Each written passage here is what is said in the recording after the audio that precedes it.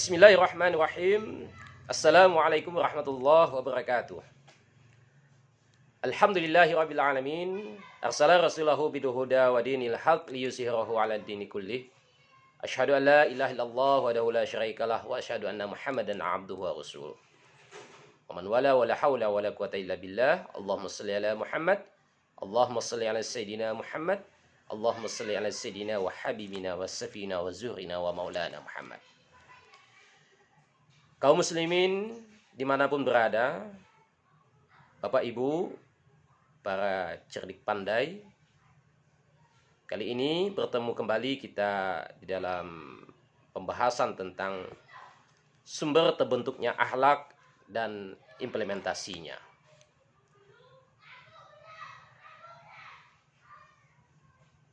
Ada pemahaman tentang akhlak yang sudah sangat umum. Kita ketahui bahwa akhlak itu adalah perbuatan yang disadari secara berulang-ulang, menjadi kebiasaan, bahkan menjadi mendarah daging,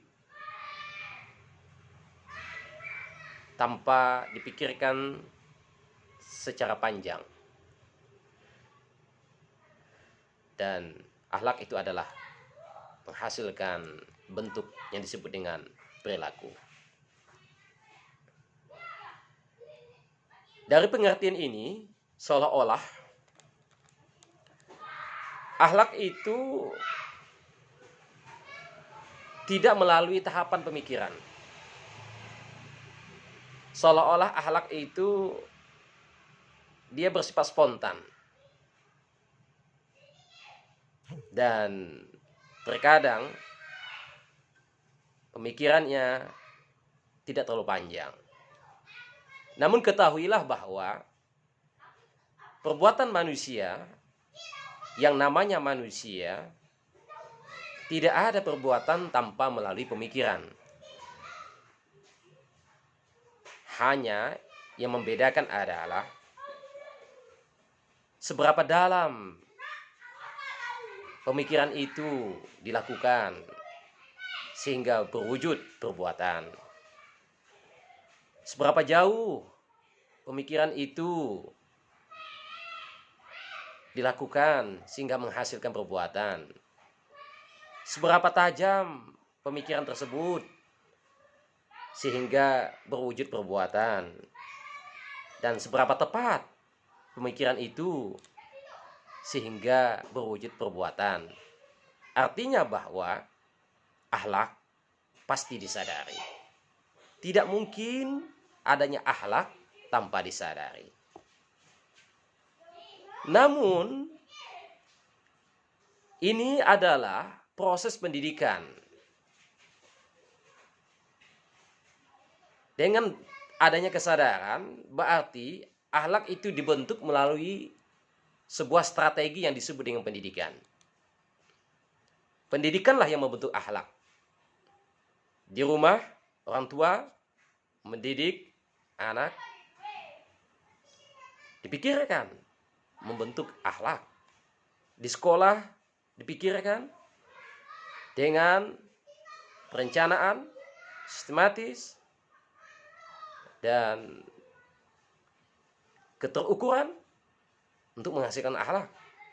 Di masyarakat dengan hukum-hukum sanksi yang tidak tertulis membentuk akhlak. Artinya bahwa pendidikan adalah cara yang ampuh dalam melakukan pembentukan akhlak. Di dalam pendidikan, maka sumber yang membentuk akhlak itu dalam hal ini ada kekuatan-kekuatan. Ada kekuatan-kekuatan yang menghasilkan terbentuknya akhlak. Ada 4 kekuatan. Yang pertama adalah al-quwah al-ilmi. Kekuatan ilmu. Kemudian ada kekuatan al-qadaf, yaitu kekuatan untuk menolak sesuatu yang tidak disenangi. Kemudian ada kekuatan as-sahwah, yaitu kekuatan kontrol nafsu, syahwat. Kemudian ada kekuatan al-adil, yaitu penyeimbang. Artinya bahwa akhlak yang dipikirkan itu bersumber dari kekuatan ilmu.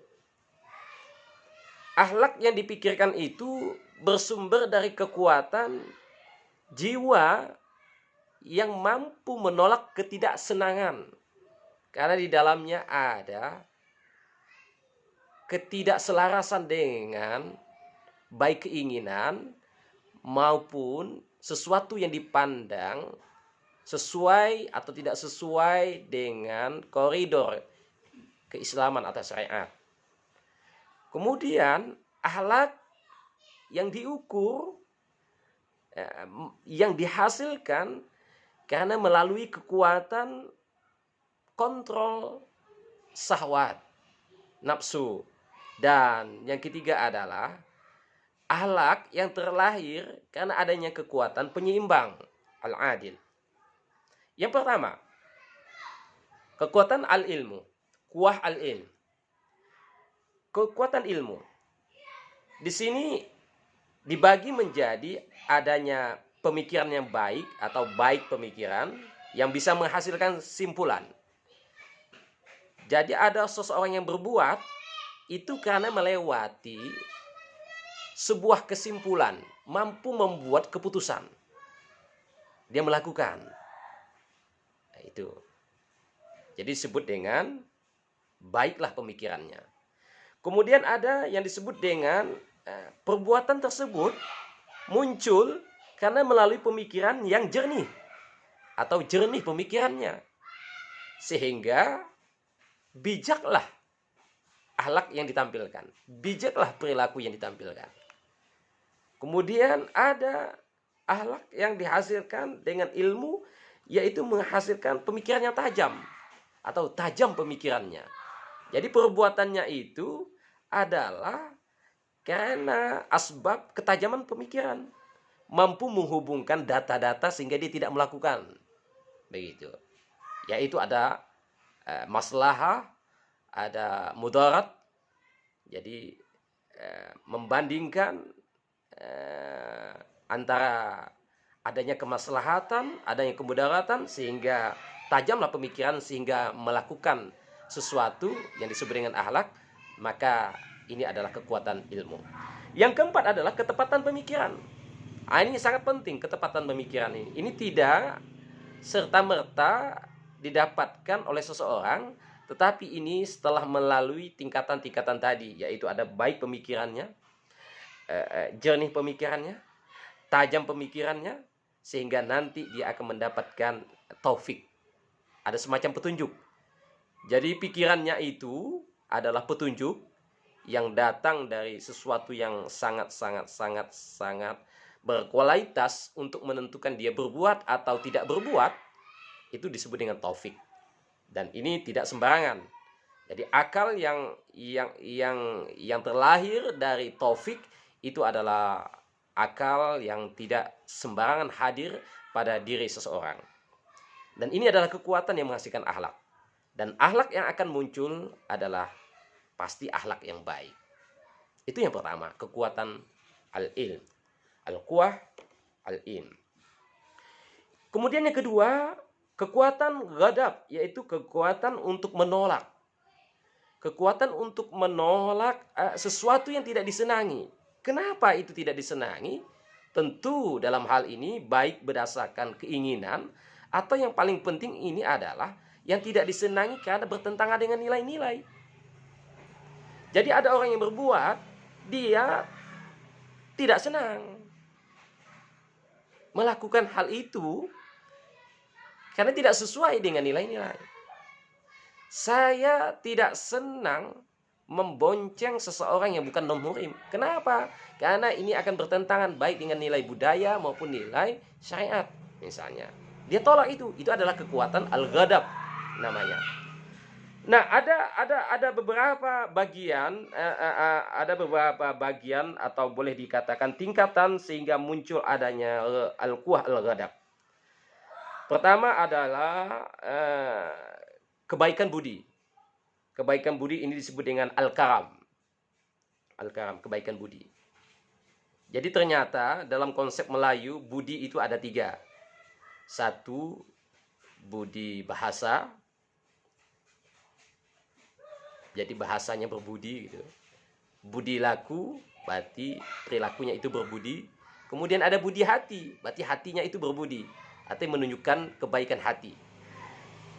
Nah, kebaikan budi di sini adalah yang disebut dengan al-karam itu dengan budinya lah dia mampu menolak. Dengan kebaikan tingkah lakunya, kebaikan bahasanya, kebaikan hatinya itu dia menolak sesuatu yang tidak sesuai dengan keinginannya kah, atau yang sesuatu yang tidak sesuai dengan nilai-nilai yang dipegangnya. Dan perbuatan itu muncul itu karena kekuatan al-ghadab tadi, mampu menolak yang ia tidak senangi. Yang kedua, an-najah, yaitu dia berbuat karena ada dorongan ingin membantu. Jadi ada kekuatan ingin membantu gitu. Jadi dia tidak senang karena dia ingin membantu. Perbuatan-perbuatan itu muncul, akhlak itu menjadi sesuatu yang tampil karena dia ingin membantu. Contoh, terpaksa dia berkata-kata yang agak tegas demi membantu orang yang menjadi objek perkataannya itu. Yang terkadang ucapan ketegasan itu, qaulan syadid itu, banyak orang yang tidak senang. Tapi tujuannya adalah untuk membantu. Dan ini adalah bagian dari akhlak. Jadi ada kekuatan yang mendorong orang berbuat karena ingin membantu. Itu an-najah. Kemudian ada al-kibir an-nafs, berjiwa besar. Orang itu berbuat, terpaksa dia tidak melakukan sesuatu, padahal dia sanggup. Dia terkesan sepertinya lemah, tapi padahal dia kuat. Diam itu emas. Dia terpaksa diam. Tujuannya apa? Inilah bukti kebesaran hatinya, kebesaran jiwanya. Kalau dia ngomong, dia khawatir. Mungkin hanya untungnya pada dirinya begitu. Tetapi dia banyak melukakan orang lain begitu. Padahal diomongkannya itu adalah benar, tapi itu dia tidak lakukan. Lebih baik dia diam, dan diam itu adalah emas. Ini kebesaran hati. Bisa atau kadang kita saksikan dalam kehidupan ini, atau mungkin kita sendiri yang melakukannya. Daripada kita menyatakan kejujuran bahwa misalnya ada yang tidak baik pada tampilan istri kita misalnya ya, tetapi itu tidak kita ucapkan, itu adalah jiwa yang besar. Diam itu emas. Jadi kalau disampaikan mungkin akan membuat ketersinggungan, menjadi ketidaknyamanan gitu. Lebih baik didiamkan, melihat momen. Nah, itu disebut dengan al-kibr an-nafs. Kemudian ada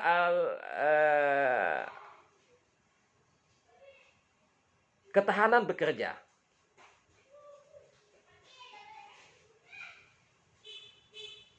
Ketahanan bekerja ini maksudnya adalah orang itu menjadi istiqomah. Akhlak itu muncul karena tadi al-quwah, al-qadab itu menolak yang tidak disenangi itu karena dia itu istiqomah. Begitu. Istiqomah.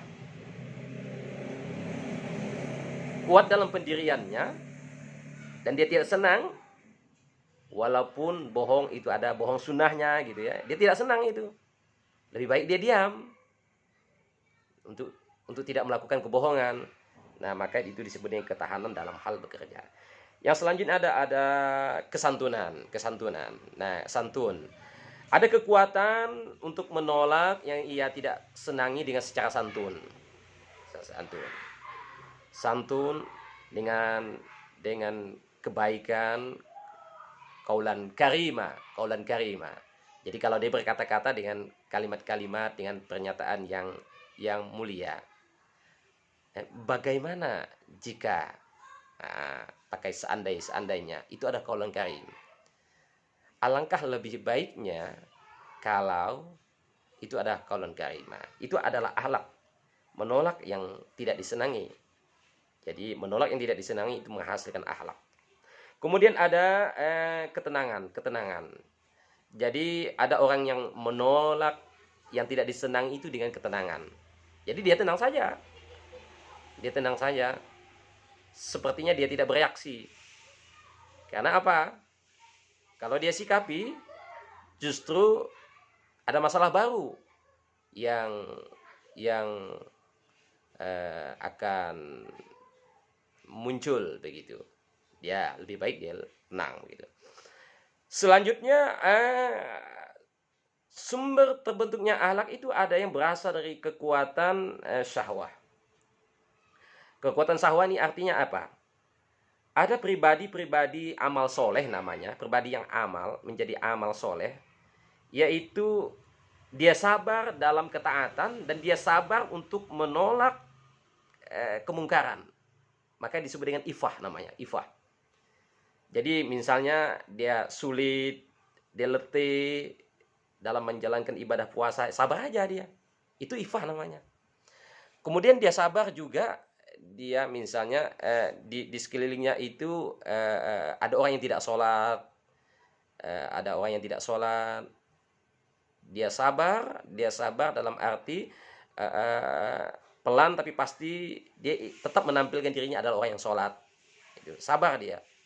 Kemudian ada di sekelilingnya itu mungkin ada orang yang misalnya melakukan perjudian misalnya kan, daripada dia itu mungkin nanti dimusuhi sementara dia belum melakukan sesuatu, maka dia bersabar dahulu untuk menolak kebatilan tadi, walaupun di situ ad'aful iman gitu ya, selemah-lemahnya iman. Maka itu disebut dengan ifah. Atau mungkin di depan matanya ada sesuatu kemaksiatan, tetapi itu dia tidak lakukan. Berarti dia sabar dia untuk tidak melakukan. Misalnya ini dalam keadaan terpaksa, dia di rumah sendirian, kemudian ada orang sales yang datang, seorang perempuan misalnya ya, cantik lagi misalnya. Nah, di sini kan tidak boleh. Tapi dia sabar dalam arti dia tidak melakukan hal-hal yang dilarang oleh agama, tapi dia tetap menjaga untuk tidak terjebak dalam kemaksiatan, baik kemaksiatan berduaan atau kemaksiatan pandangan begitu. Rumah tetap terbuka begitu. Karena konteksnya adalah ada pedagang begitu. Dan itu tidak disengaja. Kemudian dia juga sabar dalam hal ketekunan dalam beribadah karena kesulitan, misalnya puasa yang lemes atau sholat yang mungkin dalam keadaan dia sedang capek, itu dia sabar saja, maka itu ifah. Nah, ifah ini menghasilkan perbuatan-perbuatan akhlak yang salah satu diantaranya ada al-haya. Al-haya itu artinya malu. Jadi ada orang berbuat itu karena malu. Bagus itu. Apakah itu malu karena berhadapan dengan manusia? Tetapi yang paling penting adalah malu dengan Allah. Al-haya itu. Al-haya'u minal iman. Malu bagian dari iman. Beruntunglah orang yang mempunyai sifat malu. Malu dalam hal melakukan hal yang tidak baik. Tapi malu untuk melakukan hal yang benar itu tidak bagus. Tidak betul itu. Itu al-haya. Al-haya. Jadi ifah tadi dengan kesabarannya itu ada menghasilkan namanya al-haya, malu. Kemudian ada qanaah. Qanaah. Jadi dengan kekuatan kesabaran tadi itu, sabar ifah tadi, ifah itu untuk melaksanakan ibadah dan menolak kemungkaran, dia menjadi qanaah. Merasa cukup. Cukup. Dia mempunyai mungkin gaji yang lumayan begitu ya untuk ukuran manusia pada umumnya. Tetapi dia tidak konsumtif. Merasa cukup saja. Jadi gaji yang diterimanya itu dia alangkah lebih baiknya dialihkan kepada hal-hal yang bermanfaat. Apakah kepada investasi untuk pendidikan yang dikelola oleh dirinya atau kepada orang lain atau sedekah, amal jariah dan lain semacamnya. Daripada dia berbelanja yang tidak-tidak, maka lebih baik dia qanaah sifatnya, merasa cukup dengan pemberian yang Allah tetapkan, rezeki yang diberikan. Dia tidak bermewah-mewahan, seadanya saja di dalam perabotan rumah tangganya misalnya. Kemudian ada yang namanya saka. Saka itu artinya itu adalah dermawan. Dermawan. Jadi ifah, orang yang sabar tadi dalam melaksanakan ibadah dan sabar untuk menolak kemungkaran akan melahirkan kedermawanan. Kedermawanan. Ini penting ya, dermawan. Dermawan itu artinya merasa cukup. Merasa lebih malahan mungkin. Gaji tidak seberapa, tetapi dia bisa memberi. Ketimbang dia, sebagian orang berkata, aku belum tiba saat memberikan, aku belum kaya, tapi dia tetap merasa kaya, walaupun dia tidak kaya. Sehingga dia menjadi dermawan, mau memberi. Nah, ini bagus ini. Itu adalah kesabaran untuk beribadah dan kesabaran untuk menolak. Kemudian ada yang namanya ini wara. Ini paling tinggi nih, wara nih. Wara itu dia tidak ingin terjebak dengan hal-hal yang bersifat subhat. Lebih baik dia menghindar. Wara lah dia. Wara. Berarti preventif dia, preventif. Jadi akhlaknya itu terbentuk karena adanya kewaraan dirinya. Dia berbuat itu wara, daripada dia terjebak dengan hal-hal yang bisa memperkeruh masalah, lebih baik dia bersifat wara.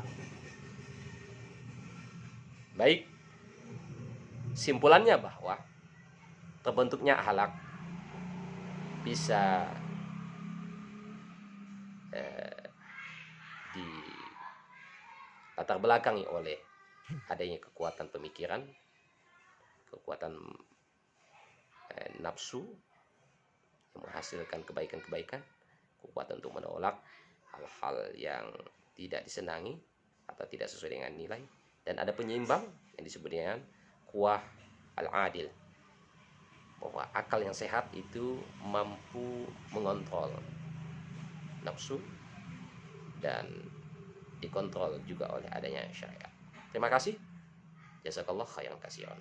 Assalamualaikum warahmatullahi wabarakatuh.